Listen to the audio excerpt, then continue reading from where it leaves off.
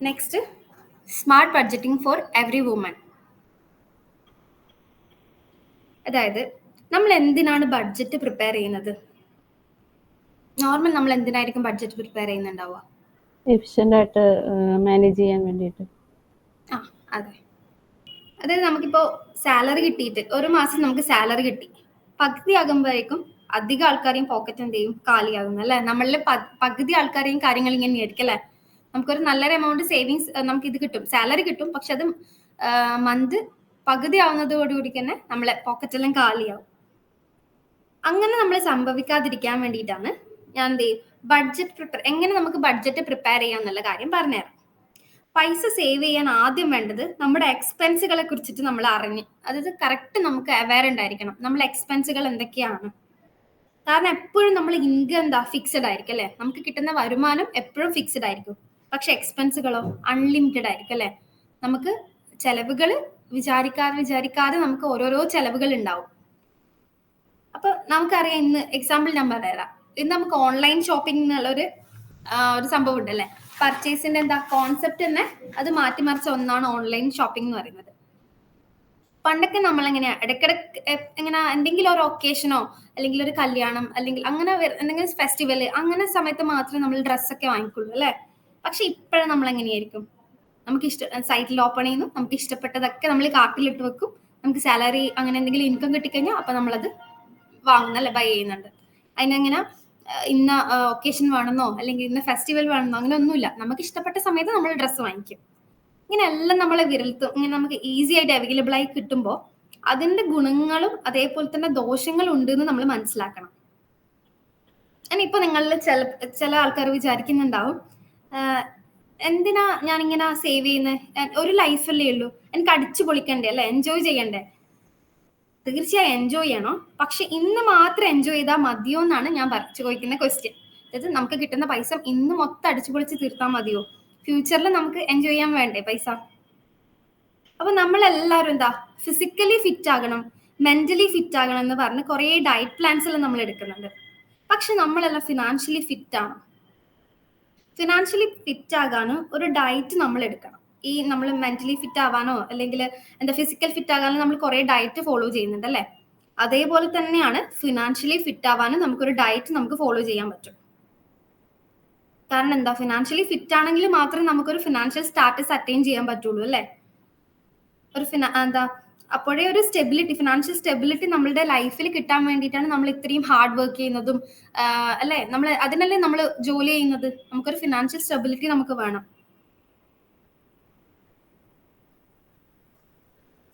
ഡയറ്റിന്റെ first step എന്താന്ന് വെച്ചാല് നമ്മൾ ട്രാക്ക് ചെയ്യണം നമ്മുടെ എക്സ്പെൻസ്. നമ്മൾ എങ്ങനെയാണ് ട്രാക്ക് ചെയ്യുക?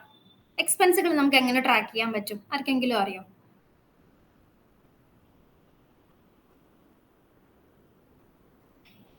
എഴുതി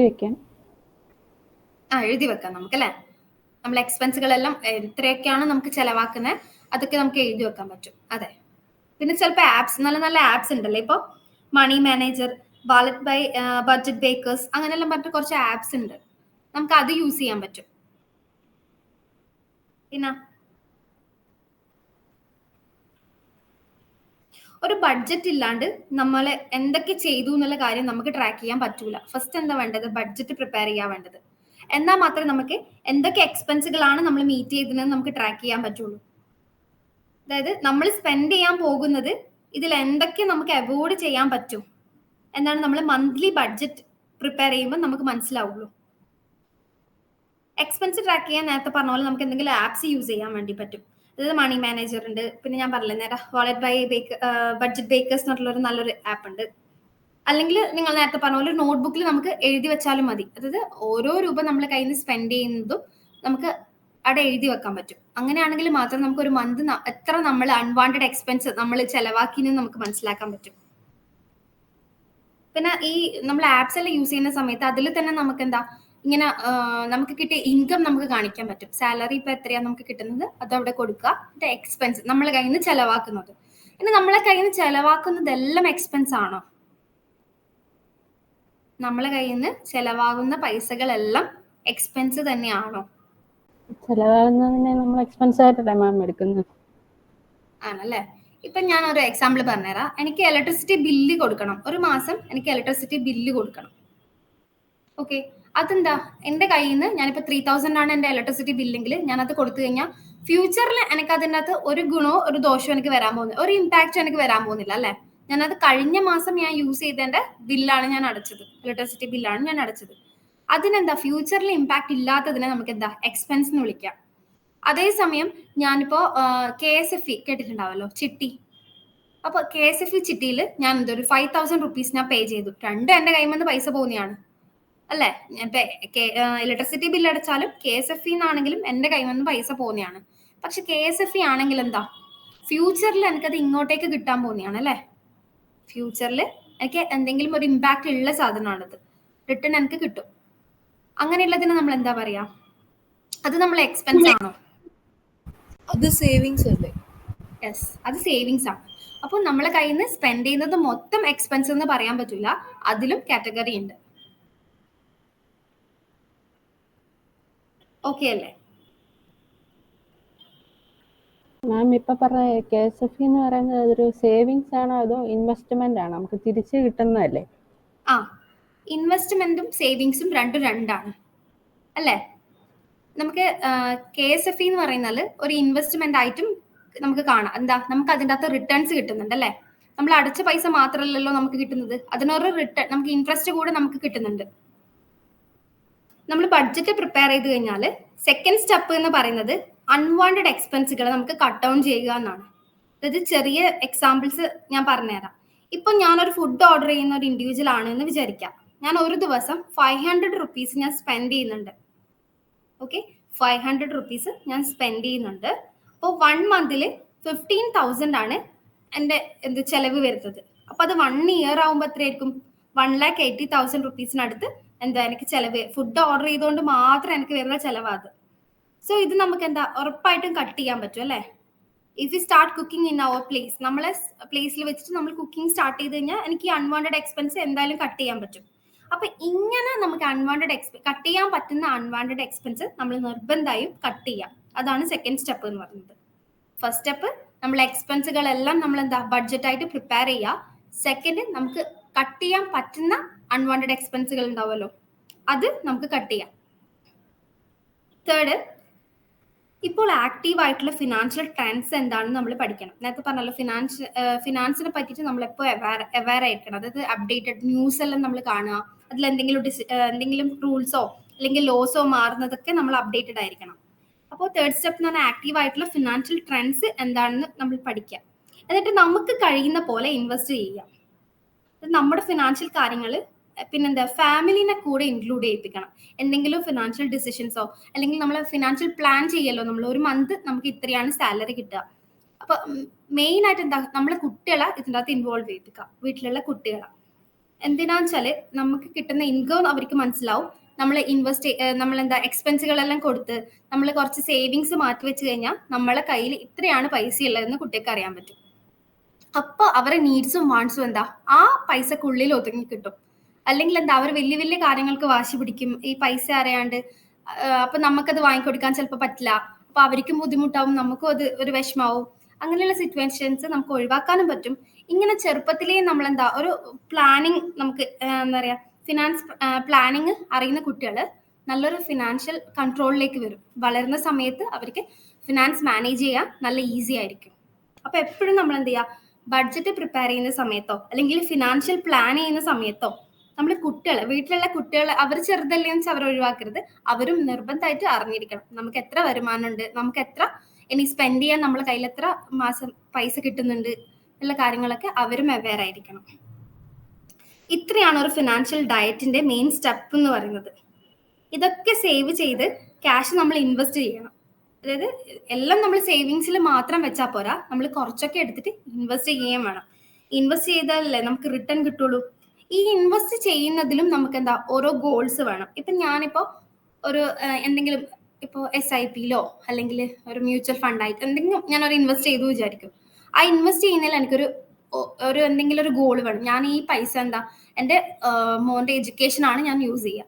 അങ്ങനെ ഒരു ഗോൾ ഉണ്ടെങ്കിൽ ഞാൻ ആ ഗോളിൽ മാത്രമേ അത് യൂസ് ചെയ്യാൻ പാടുള്ളൂ. അല്ലെങ്കിൽ നമ്മൾ എന്താ ചെറിയ ചെറിയ കാര്യങ്ങൾ വരുമ്പം വരെ നമ്മൾ എന്തെങ്കിലും ഇൻവെസ്റ്റ് ചെയ്ത പൈസ നമ്മൾ ആ സമയത്ത് യൂസ് ചെയ്യും, ചെറിയ ചെറിയ കാര്യങ്ങൾക്ക് വരെ യൂസ് ചെയ്യും. അപ്പൊ അങ്ങനെയല്ല, നമ്മൾ ഇൻവെസ്റ്റ്മെന്റിനും ഒരു ഗോൾ വേണം.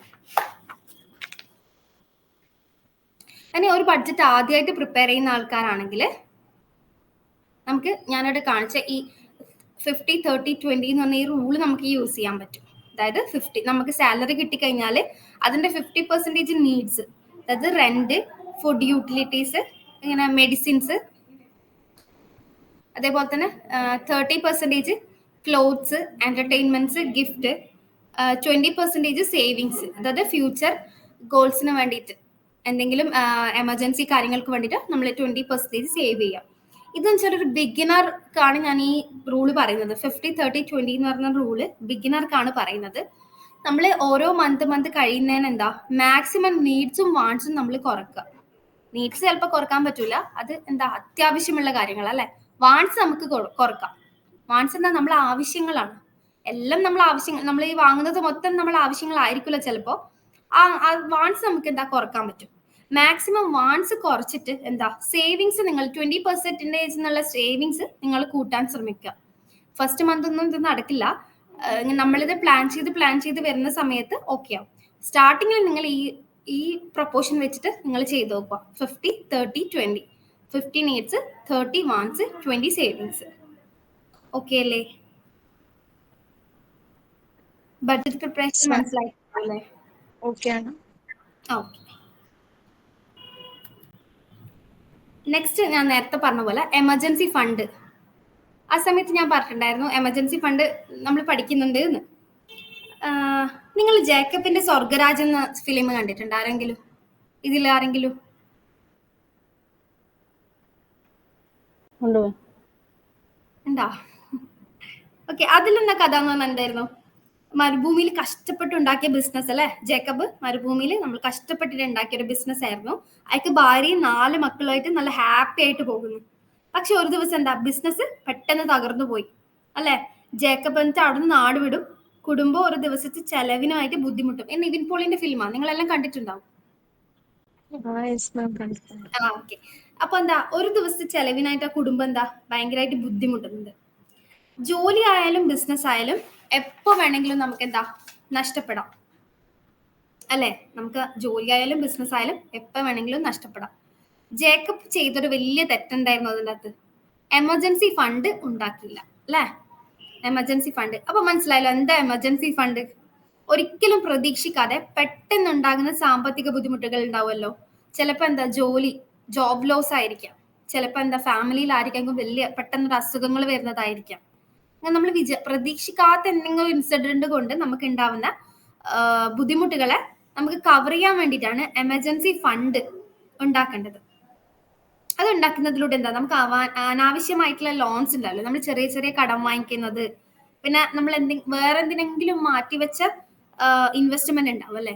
ചിലപ്പോൾ നമുക്ക് എന്തെങ്കിലും ഒരു ഹ്യൂജ് എമൗണ്ട് കിട്ടിക്കഴിഞ്ഞ് കഴിഞ്ഞാൽ സ്ഥലം വിറ്റിട്ടോ അങ്ങനെ എന്തെങ്കിലും കിട്ടിയ എമൗണ്ട് നമ്മൾ എന്ത് ചെയ്യും, ഡെപ്പോസിറ്റ് ആയിട്ട് ഇടും. അതെന്തിനായിരിക്കും നമ്മൾ ഇടുന്നുണ്ടാവും? എന്തെങ്കിലും വേറെ മെയിൻ ആയിട്ടുള്ള ഒരു പർപ്പസിനായിരിക്കും അല്ലെ.